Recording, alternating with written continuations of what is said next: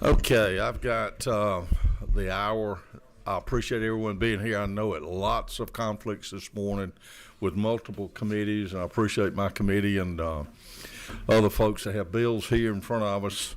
So we'll get started. I'm going to ask Representative Mike Cameron to lead us off with a word of prayer, if he would. What number are you?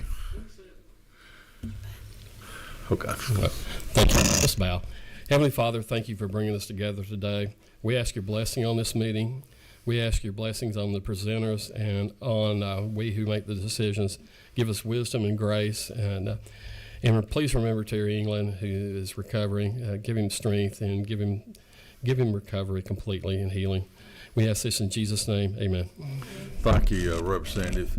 So we got 5 bills, I think, on the agenda this morning. A lot of people have asked what this is right here. We had a House Senate dance-off the other night, and Terry Lindell, if she here, there she is. She puts this together every year, and we had a lot of fun. A lot of members on this committee were represented there the other night, and our house won the event, and me and my wife won couples. Was that right, Terry? And then Danny Mathis. Where is Danny Mathis? Right here. He is absolutely the best dancer in the Gold Dome, under the Gold Dome, I promise you. He has got all the moves. So we had a lot of fun. But we got a lot of business to do this morning. I'm going to call HB 614 first. Speaker, Madam Pro Tem, if you would come to the table, Mike, or wherever you'd like to be, doesn't matter. And I got the mic on, and welcome to the House Ag and Consumer Affairs Committee. Well, thank you, Mr. Chairman. And I'll leave it to you. I knew this was an esteemed committee, but I didn't know just how esteemed until you described the dance-off. So I'm bringing legislation in an attempt to mitigate but not try to solve in a narrow way some significant concerns of our suburban horse farms. Not only, of course, as you know, do they face particularly rising property values, but they're oftentimes surrounded by, as time goes on, by subdivisions, commercial development. We have a number of jurisdictions that are trying very hard, just like our rural communities, to protect the suburban farms. They have put in place transfer development ordinances. They've purchased properties for parks that support our suburban farmers. They put in place farmers markets to help them, festivals. The high schools, and particularly my area and some of the surrounding areas, have put in place 4-H clubs, young farmers. In fact, at my high school, the largest club is 4-H. And this is in North Fulton County. And we have a very active young farmer who does an awesome job. But one of the concerns is noise and its deleterious effect on our small horse farms. And so my city has requested some sort of relief for a number of years. It finally took me a while to figure out how to narrowly try to mitigate it. I cannot solve this, but I can try to help. And so it adds one narrow use to an existing long list of property uses in our fireworks law that would qualify for a 100-yard exclusion from fireworks. So just to sort of give some of you some background information, the fireworks bill was passed in 2015. I supported it. But there is a relatively long list of uses that qualify for a 100-yard exclusion area, and that includes electric plants, water treatment plants, wastewater treatment plants, gas stations, heliports, parks, historic sites, recreation areas, any property owned by a local government, any property owned by the state, hospitals, nursing homes, other healthcare facilities, and other uses. And so what this bill would do would add, let's see, on page 1, a commercial facility housing equines in a confined area. The concern is not just the noise, but the fire hazards of having grass. A lot of these are old barns, and they, of course, they would like to have no fireworks nearby, but I told them that's not going to happen. I tried to put it within the context of what we already have in law. I did add one more restriction to this, though, that is not present with all of the other uses that qualify for the 100-yard exclusion, and that is that the local governing authority, the city or county, has to affirmatively pass a local ordinance to put this in place. So the vast majority of the state probably would never do this, and so they would not be affected by it. I really think it would primarily be your suburban horse farms. There really aren't urban horse farmers, but in our exurban areas, people are trying very hard to preserve this. It's very important to some of these communities, and it's a way that a lot of young people get involved and support agriculture. Our Young Farmer program where I live, and they have an equine program there through 4-H, and they can take classes, is the #1 requested program at the high school, and this is a high school of 2,000 students. And so it gives them some connectivity to agriculture, but if they all disappear, we'll lose even more supporters of agriculture. And so I would certainly welcome your questions and ask for your favorable support at this time. Thank you for that presentation. I see a couple questions. Chairman Meeks. Thank you, Mr. Chairman. Thank you, Madam Pro Tem. On line 14, within 100 yards, about 300 foot, is that sufficient, or how did y'all determine Again, it probably isn't sufficient, but I am sensitive to the fact that, we passed the fireworks bill. I was here when we did it in 2015. We've only made one modification to it to allow for noise ordinances, which are very difficult to regulate or to enforce. But I have spoken with, and this actually would affect the Cherokee portion of not just my district. We have quite a few horse farms up in that area, and frankly, in just all the exurban areas where they're far enough away that they can own 5, 10, 20 acres. Thank you to CUVA to keep their property taxes down. But it would definitely help. There is one more. I tried to make it as narrow as I could. You have to pass a local ordinance. And furthermore, the local government can allow for special use permits within that 100 yards. There may be a horse farm that wants to have a fireworks, is kind of an agribusiness, to have another use. And so I wanted to allow for every different scenario that you could, while not touching most of the state where this is not an issue. But it definitely would help, because particularly where you have the subdivisions coming in nearby, they may have a fireworks display, and it could be that they just move it to another section, another cul-de-sac or another section of the subdivision that's further away, so that it's not right on top of a horse farm. All right. Thank you, Mr. Chairman. Okay. Representative Carter. Thank you, Chairman. Good morning, Madam Pro Tem. So I think you may have cleared up the question that I was having. So we're not saying no, they just have to have a permit, but the local government needs to have an ordinance in place first. That's right. Before they can allow the permit. That's correct. Okay. Thank you. I appreciate that. Representative Osteen. Oh, okay. Are there any other questions?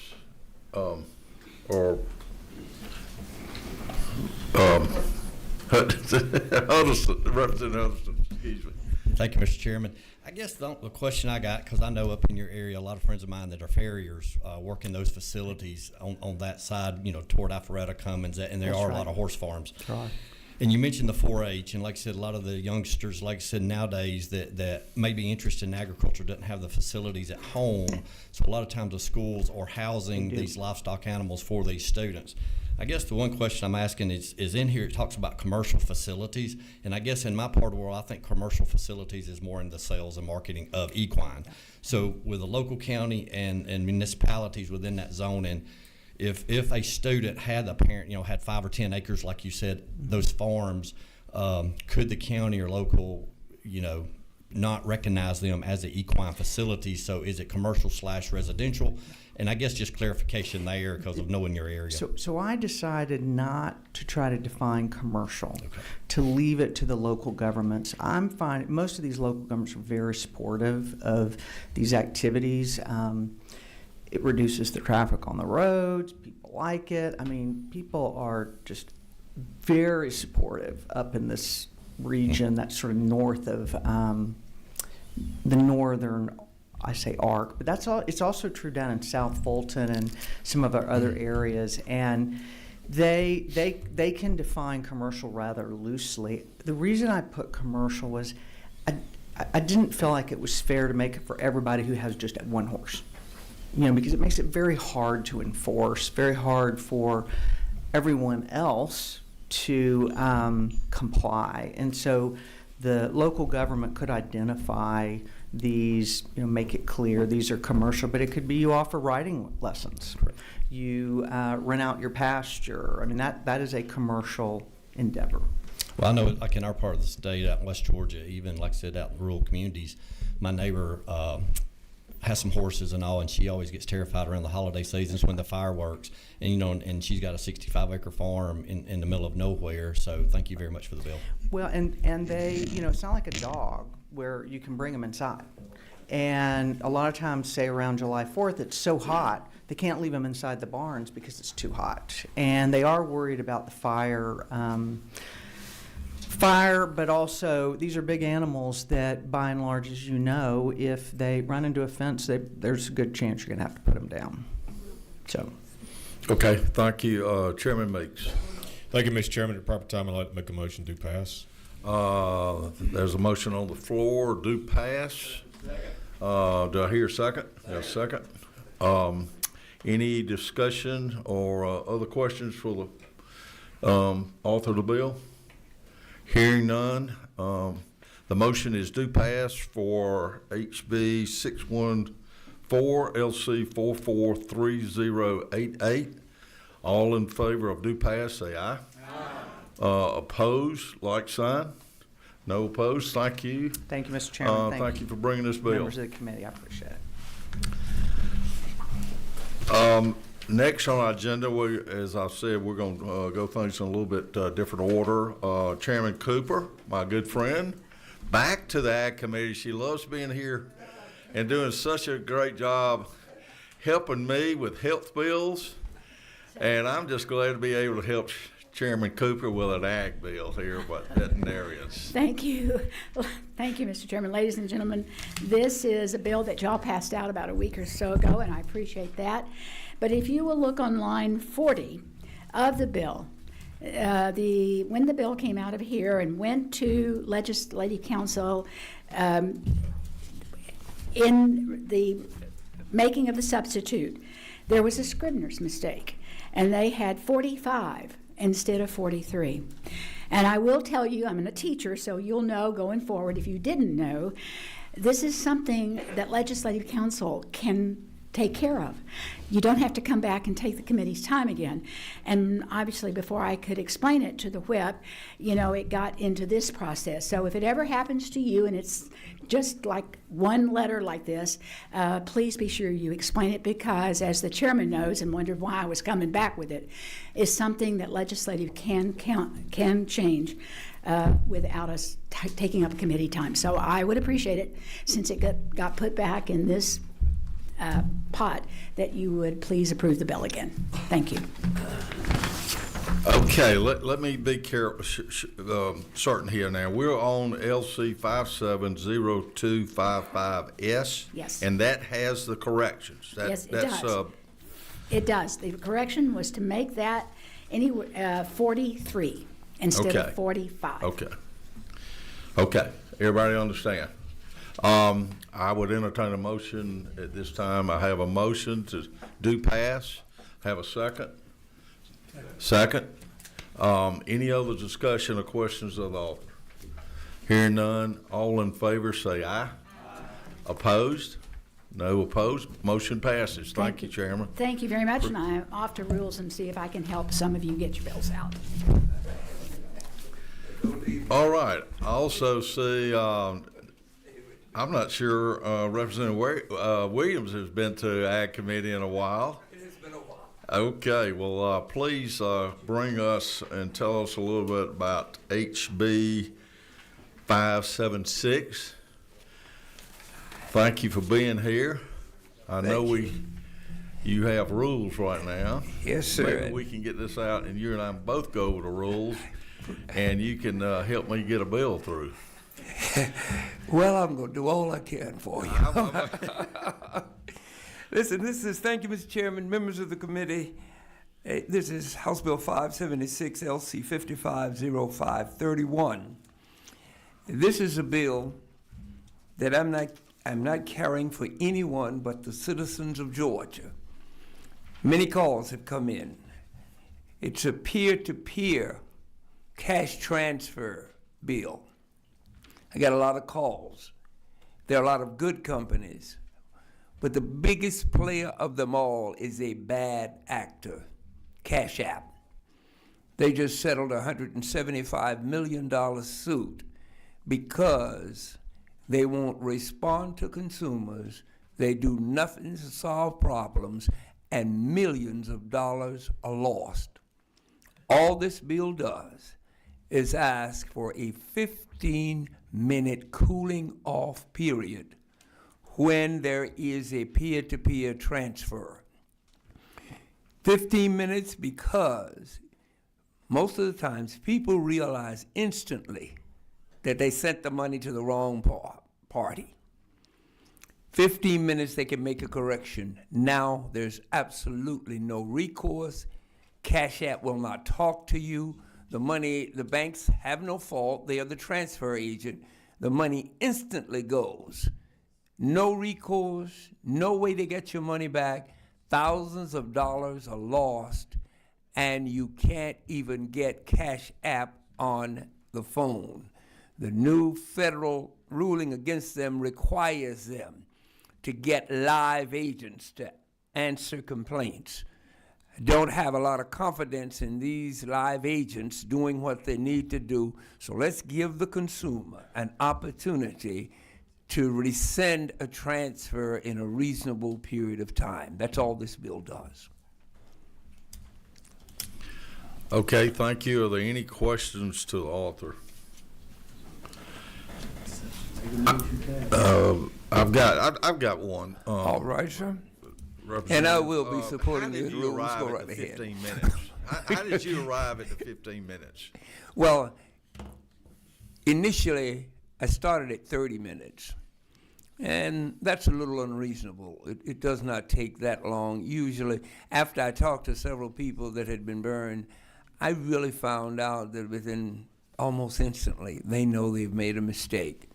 And I'm very open to lowering it to 10 minutes. But just to give people an opportunity, you have folk like Zell, who literally comes up, puts everything you've done on the screen and asks you, are you sure this is what you want to do? That's good. No such thing at Cash App. But 15 minutes was just a number that I arrived at because 30 seemed a little excessive. Okay. Representative Carter. Thank you, Chairman. Good morning, sir. Good morning. The only question I have, because you are addressing a penalty if they don't submit to this process, but can you tell me exactly what the penalties or where I can find that? Well, the penalty is going to be up to the consumer division here. They're going to have to address that. Okay. I did not even want to go into penalties. And usually with a company like this, the penalties become monetary because you've got to make the person whole that lost their money.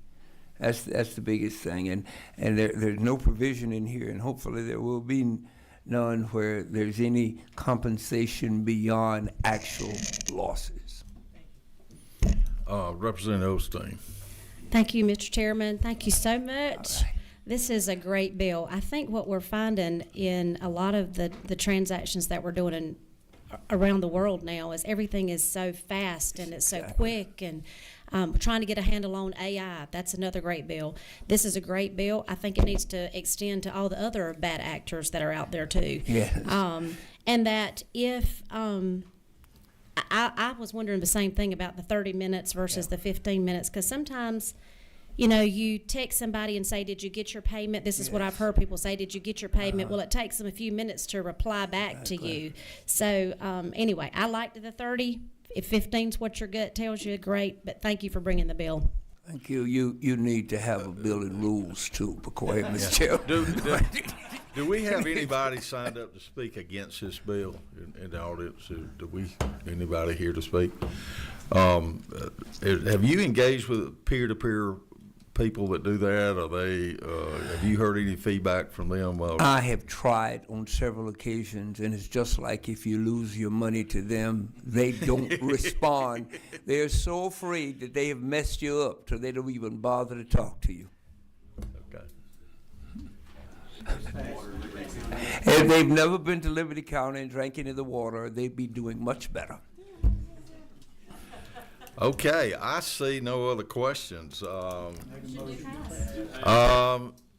hear a motion. I would entertain, I got a motion to do pass. Representative Osteen, I got a second. Do I hear a second? Second. Any other discussions or questions? All in favor of do pass HB 576 LC 550531. Representative, all in favor say aye. Aye. Opposed? Hearing none, motion passes. Thank you, Representative. This is my new favorite Good committee, deal. Mr. Chairman. I tell you, we're ag and we're all about consumer affairs All here. right. So we got another consumer affairs bill right behind that one that's was equally well received last meeting. Representative Barrett, would you come to the center table and see if you can get a vote on this bill?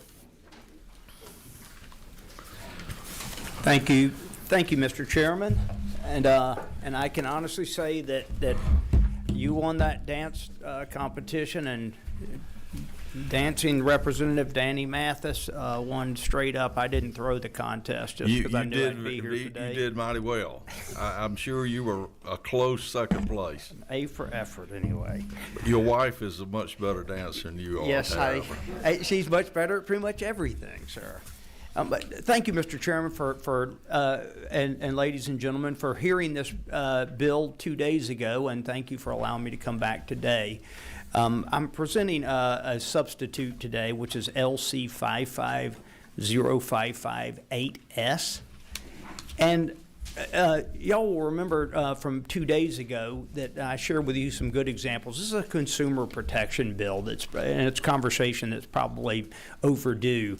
I shared with you some examples, a newspaper subscription 2 days ago that started out at $56 and renewed, a year later at $260, and then this coming year will renew at $470, essentially. And I think we have examples of those if you want to see those. That was a tenfold increase almost in 2 years. And so what this bill is essentially attempting to do is giving consumers the option on the front end of a renewable contract to actually for the seller to give the consumer the option to go ahead and opt out. In other words, I can sign up for a renewable contract if I want, but I'd like to also have the option to have it terminate at the end of that initial term.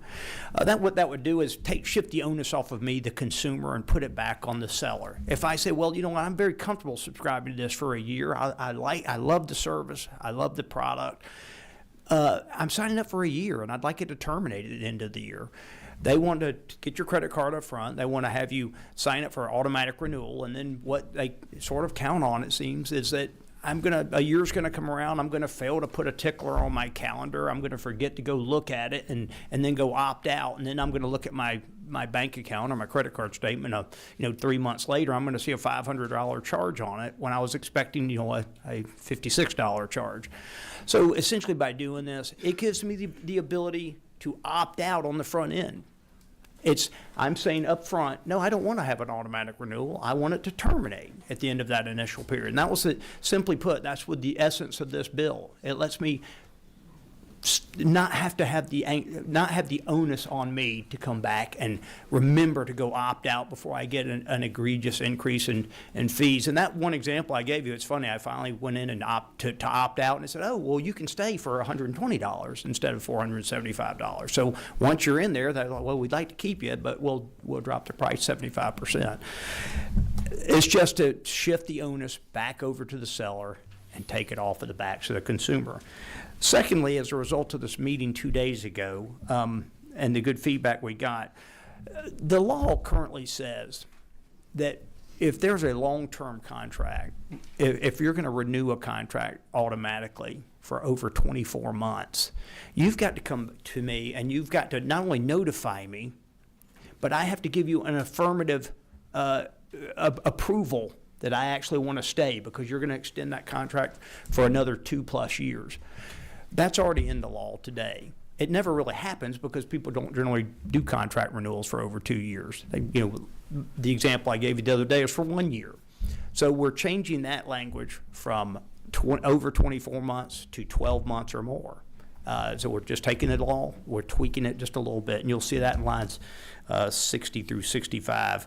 And then finally, as a result of this meeting the other day, people on this committee said, there should be, if someone comes in and changes your pricing on you, that should require an affirmative consent on your part to do that. So you increase my price, even if it's a shorter term contract, but you come in and you crank up my price, you should not only just send me an email, notify me, but rather send me an email that I need to acknowledge that you've increased my price.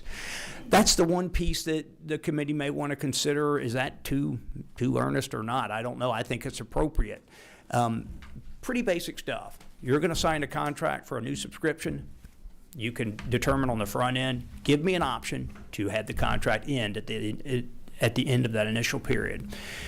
If you're going to renew me automatically for a long-term contract over a year, you've got to get my consent. It's not enough just to send me a little email and probably hope that I don't see it, but rather actually, I've got to acknowledge receipt of that and actually agree to it. And then finally, if you raise my pricing, it's not enough just to send me an email. I've got to acknowledge it and consent, agree. And that's basically it. Thank you, and thank you for those updates. We got 24. Is that Representative Mathis? Thank you for bringing this, Representative Barrett. I was sitting here thinking one thing. You said something about automatically cause you to renew. Wonder if the price stayed the same. You understand what I'm saying? Yes, sir. The price was not going to change, that it would automatically renew. But if the price changed, you have to be contacted that the price has changed.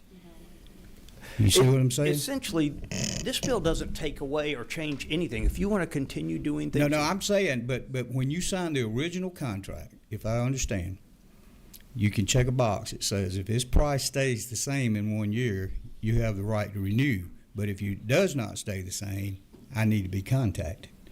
Does that make any sense whatsoever? Is that in the bill? I didn't see it, but it may be. You understand what I'm asking? It's very close to what's in the bill. Well, it's just like Sirius XM. They're sending you got $5.99 a month, and then the next year it's $499 a month. You know what I'm saying? You're talking to somebody out of the country. Mm-hmm. Now, I'm fine with leaving it on the subscription if it stays the same price. And that is essentially what the bill does. If you sign up today, but they don't have to contact me if it stays the same price. When you renew, that would be a lesser standard than what we currently have. Okay. Right now, if it renews automatically at the same price, they will notify you your contract's renewing. If it's a longer term contract, what's happened say a year. In some cases with me, and like you showed us in your little presentation when we did it as a hearing, you showed us where you had something like Wall Street Journal was $50 and it went up to $400 or whatever it was. I'm just saying, if it had stayed at the 50, you're cool. I mean, you're good with it, and you could go ahead and renew. But if it doesn't stay at that price, that's when you have to be notified. Right.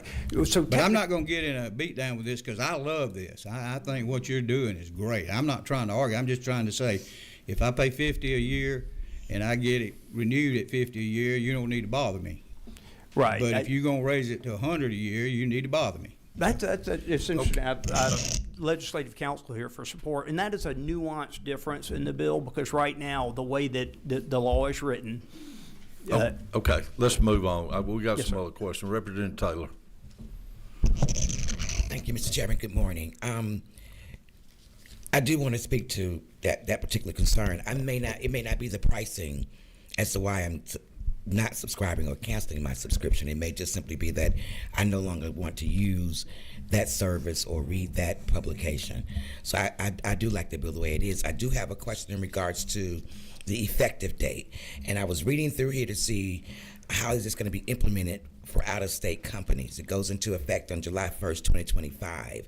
And so how will those companies and entities outside of the state, how do they get this information and know that this is now the new law? Or who is responsible for making sure that happens? In other words, how do we notify them? I don't really, that's a great question. The onus is not really on me to go tell the provider what the law is. They're going to do business in our state. It's incumbent on them to understand the law and meet the deadlines within the law. So noted. Okay.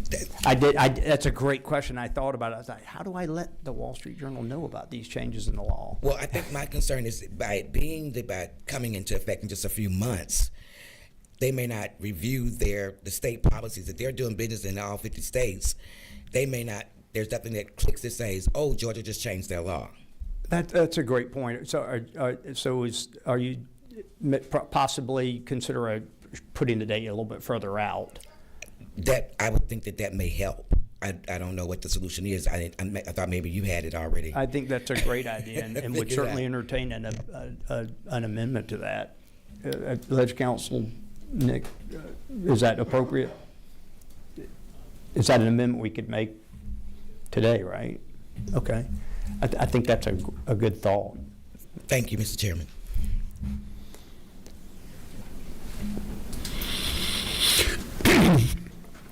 Okay, number 23.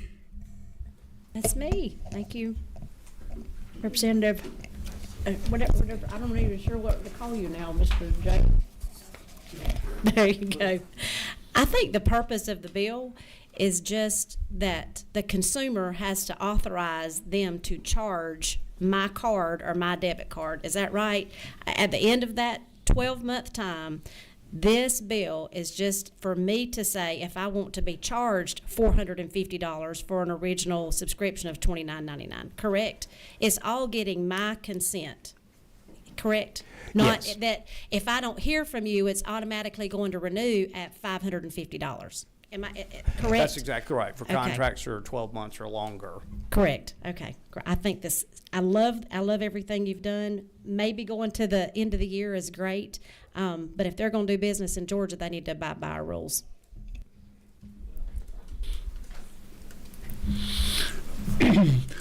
Number 26, Mr. Howard. Thank you, Mr. Chairman. Thank you for this bill. I think it's a great bill. Just to clarify, in situations to where like trash pickup, where and they sort of clearly define that they have a variable rate there for environmental fees or fuel fees, would those be situations to where if they wanted to increase those fees, they would have to notify you of that during the period of the contract? Yes, sir. That's exactly the idea. Now, that is a question because that is sort of the third leg of the stool here, which is on price increases. Is it enough to just notify you, or do they need to notify you and have you give your your permission for them to increase your pricing.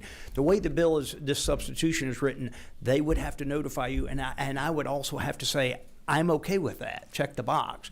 Right. If you said that's too much, though, there's two simple lines in here that we could easily remove from this bill with a quick amendment, which is why we have legislative counsel here.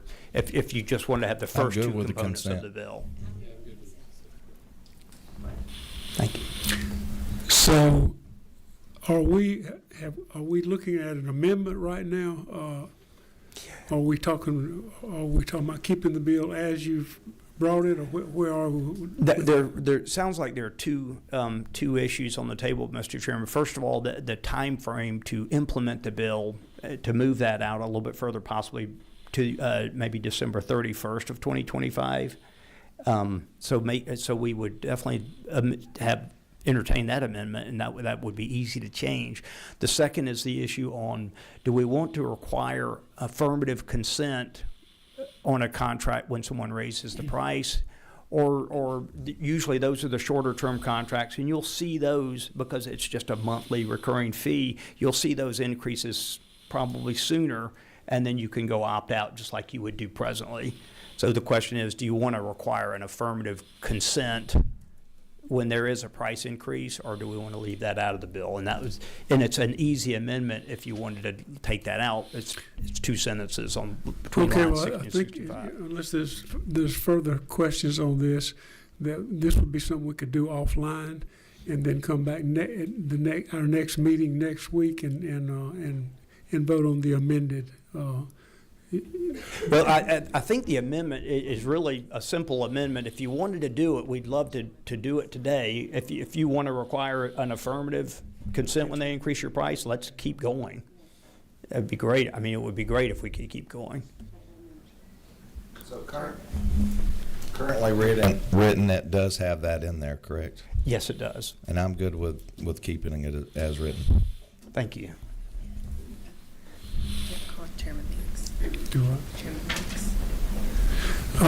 Chairman Meeks? Thank you, Mr. Chairman. Because of the time frame in the calendar and consideration of the legislation, I would move to pass for LC 550526S. I'm sorry, that was the wrong LC number. That was the next bill. LC 55055. Did you give me the same one again? 8S. Yes, sir. That's the correct one. I was looking at the next one. Okay, so we got to vote on now, right? Now I'm amending it. So we've got a motion, and we got a second? Yeah. Got a second? All of those in favor of this bill as is, say yes. I think there's now time. Now will be the time to amend, Mr. Chairman. Oh. Take a motion to amend. Okay, we want to take a motion to amend. I make that motion. All right, got a second? Second. Well, what's the motion now? What are you going to amend? Moving the date.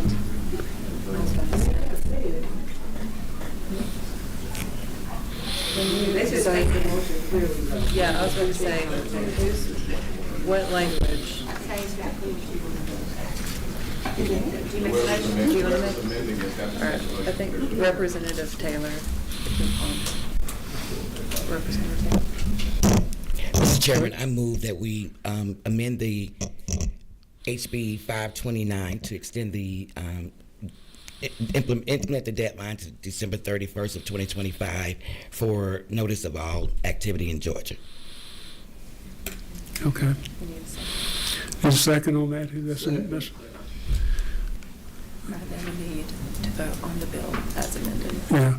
So all in favor of this bill with the amendment that is now on the table, say aye. Aye. Opposed? Okay, so we're done with that, right?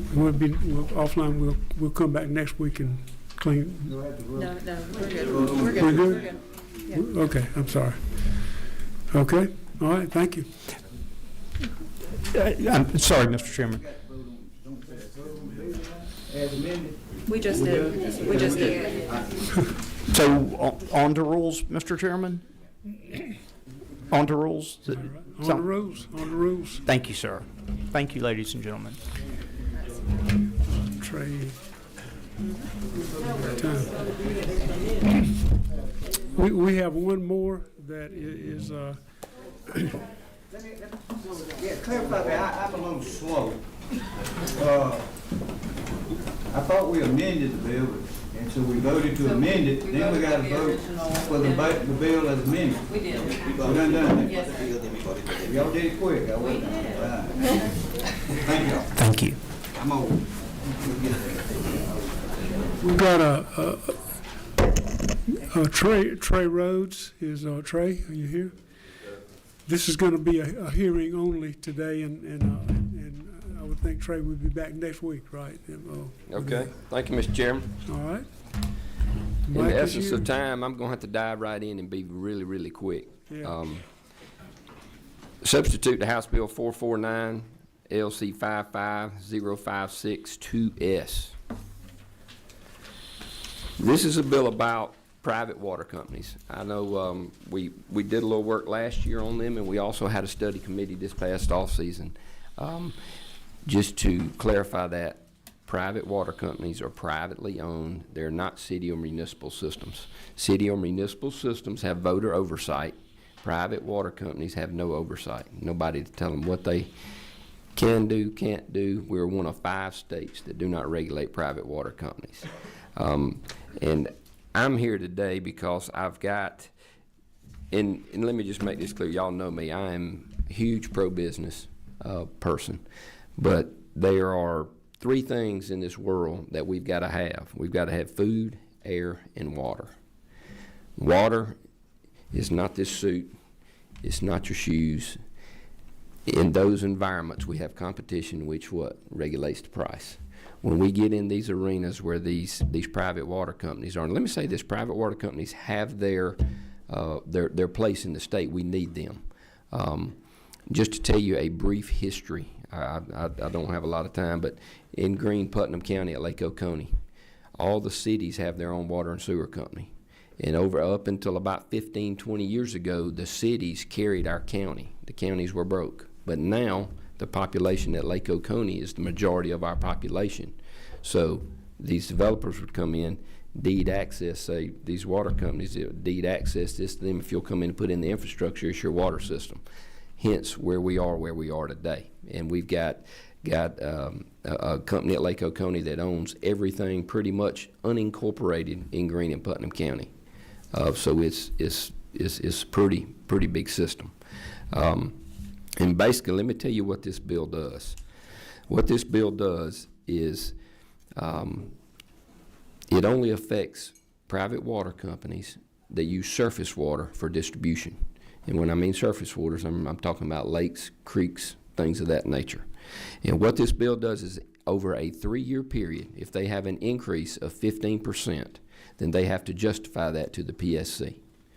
The PSC, and look, if it's fair, it's fair. And I want them to make money. They need to make more money than a city or municipality, but just want to make sure we're talking fair here. I excluded the tap fees and capital expenditures in the calculation, which I think is more than fair. Took those out of the calculation. Tap fees, down my way, I don't necessarily agree with it, but tap fees get categorized as builder cost. That's not builder cost. And, when you buy in a subdivision and you sign away your right to a septic system and a well, and you've got one option, they got you. And when you have to pay $25,000 to $35,000 to hook up for water, that's like I say, they got you. Okay, but that's what the bill does. I know I'm trying to run through this very, very quick. I know it's here and only we can come back and go into more detail next time, but are there any questions? Are there any questions of Chairman Rhodes? Has anybody signed up to speak for or against this bill in the audience? I see none. Maybe it is. We do have a couple questions. Number 24, is that you? That's me, yes, sir. Okay. Thank you, Chairman Rose, for bringing this up. On your tapping fees, I want to get back to that just a little bit. That's on residential. You said something about $25,000 to $35,000 on a residential tap. that these private companies are charging consumers. Is that correct? It is, and it's a combination, and the way it works is the tapping fee may be $4,000 or $5,000, but then you have to buy an $8,000 grinder, and then you have to pay all that. It gets rolled up pretty quick. So it is a combination. They're going to say the tap fees are, $3,000 to $5,000, but then you've got to have the sewer grinder, the sewer pump, and all that good stuff to go along with it. And you have to get it from them. Yes, sir. Yeah. Would you like a follow-up question? Me? Yeah. No, I'll pay. They can't. I just want to confirm that that's what that well, cost was on a residential Well, it tapping was, fee. and you said, do you have to get it from them? Yeah. You do not have to get it from them, but they will not service it or really have anything to do with it. You're on your own. If they don't install it and they don't, you're on your own. So they don't play under the same rules that a municipal or a county plays by? No, sir. Okay. Representative Carter. Thank you, Chairman. Thank you for the bill, and I'll probably have more questions later. So I was trying to read through the different letters and read through the legislation. So what you're attempting to do, I guess, is put some guardrails around the private companies. If they get justified for charging what they're charging, that's fine. Okay. I just want to make sure that the consumers are getting a fair shake at what they're paying, because our rates are already really, really high. We're some of the highest in the state, and they're up there. I just want to make sure the rates are justified for my constituents and other people that are affected in these areas. May I follow? And I just want to say this, I forgot to mention this, when we've got private equity and hedge funds coming in buying up these systems, y'all, what does that tell you? Okay, yes, ma'am. Okay, so so I'm also clear. This is for current residents that maybe need upgrades or new properties, new construction.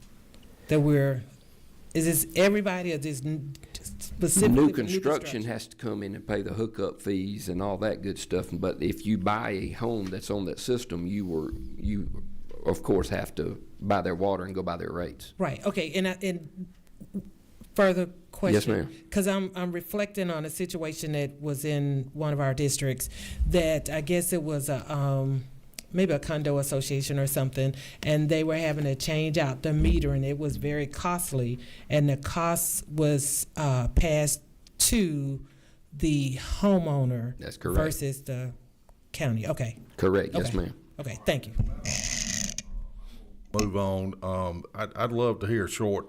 We got Tom Bond with PSC. Would you mind coming to the podium and just giving us a very brief overview of what this would involve from the PSC, if you can? First, let me say, Chairman Jason Shaw asked me to apologize that he couldn't be here today. He was up in D.C. and just got back to South Georgia last night, so he wasn't able to make it today. I'm Tom Bond. I'm Director of Utilities with the Commission. We currently regulate electric, natural gas, telephone. We don't currently regulate water. Telephone, natural gas, and electric all have units at our commission with staff members with expertise in those areas, and that's when we do rate cases. Those are the people, working on those cases. The commission is neutral on the bill. We're happy to do whatever the legislature wants, but if it was given to us, we would need staff to actually process the cases. Rate cases require the commission to generally, set rules and then have hearings and receive evidence and review the accounting of companies, review the engineering decisions that they've made, things like that. All of that the commission typically does it, or utilities typically have a right to a hearing in that process. So, if we were to receive water, it would require additional personnel. I've not seen the actual language of the substitute, so I can't speak in particular to that. On the earlier version, it would probably, our smallest unit at the commission currently is telecom. There's 6 people in that unit with a unit director. I would imagine water, at least under the prior version, would probably be comparable to that in terms of the number of employees. So a unit director, 2 engineers, 2 accountants to work those cases. And we would probably need additional attorney support as well, since they do require a hearing process to do cases. We'd be happy to review the substitute and come up with a cost estimate if that's the desire of the committee. Thank you. In a matter of time, we've got 10 till 10. We've got 2 people one from Piedmont. Adam, want to speak? Chip, would you like to speak to the bill? Please come to the.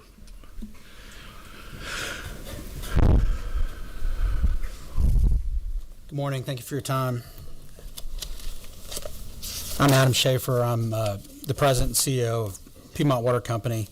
For over 30 years, we've serviced the Lake Oconee area with long-standing partnerships with Greene and Putnam counties. Our customers benefit from contracts with developers that have protected pricing for more than 30 years, and that's a unique feature in our industry. Today, I want to clear up some misinformation about our company and provide you with the facts about our business. We have a small group of customers making a lot of noise, and particularly Representative Rhodes has heard quite a bit, which we regret. Lake Oconee is experiencing explosive growth with more than 6,500 new residents since 2020, which places severe strain on our water systems. Typical systems see summer usage about 2 times of that of winter, and our peaks are reaching 5 times. We have extreme irrigation usage, primarily on off-lake homes in the planned communities, Reynolds being the largest case. We've invested over $40 million in the last 5 years, our investors have, to keep pace with this growth and keep up with the usage.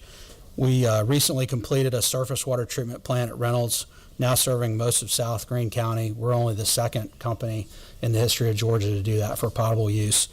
We were not mandated to do that by the EPD, but we did it because the water quality from the extreme usage was giving us real challenges.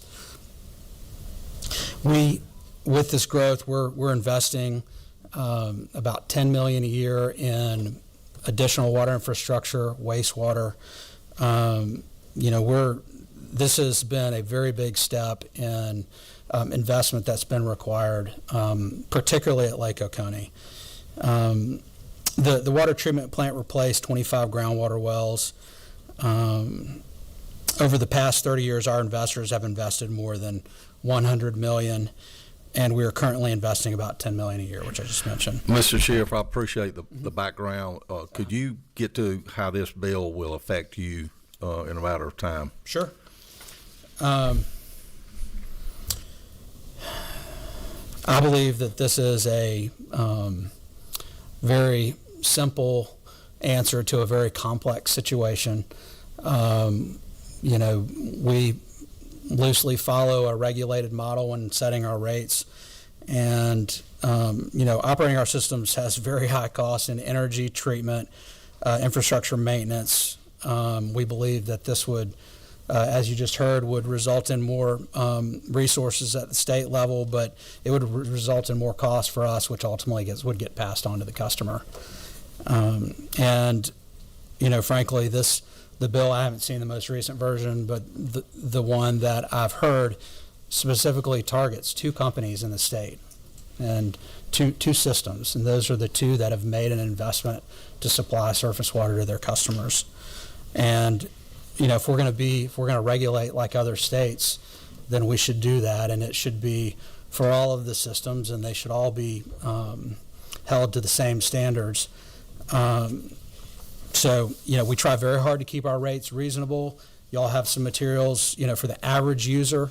We've kept, with the exception of a one-time increase of 28% when we opened our water treatment plant, which we communicated for a very long time to our customers, our rates over the last 12 years for the average user have been right at inflation. And like I said, our customers have protection on price. Now, we have raised the cost on overage tiers by quite a bit, based around the extreme usage to try to curtail usage, which is something the EPD has written and communicated, not only these meetings but beyond. So that, of course, is creating a lot of noise for Mr. Rhodes, and which we regret. So, really, and one thing I do want to talk about the tap fees. Our tap fees are $5,000 for a water connection. They're $6,000 for a sewer connection, and the pump is about $8,000. And that is, we do that so that we can, help with the infrastructure development. That's really a developer expense because normally that would not be included. So, thank you. You did have opportunity at the study committee to testify. I think that's on the record. And committee members can certainly refer back to the findings of that study committee meeting. Yeah. So I'd like to call we're going to adjourn here very quickly. Water utility management, if you could give some high points to the committee before we adjourn and head to session. And this is here and only. Sure. We'll be back at the next available committee time to hear this bill in a little further detail. Thank you very much. My name is Mark Smith. I'm CEO of Water Utility Management. We're a 55-year-old family company that's been building water systems since I was in the 8th grade when my daddy handed me a shovel and said, let me show you how this works. You may have heard something recently about a $500 million appropriation for surface water treatment plants down in our region near Savannah. That's the wave of the future, and I'm working on looking at some possibilities of surface water treatment plants down in our region in southeast Georgia. So I'd like to speak in that regard.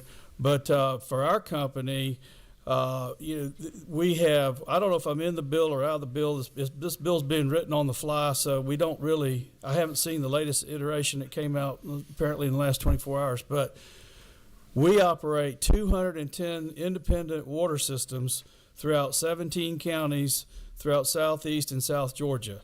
And last year, we had 21 different rates. So in trying to set a rate, we have grown dramatically through acquisitions. We're trying to consolidate these rural isolated systems into more cohesive operating platform.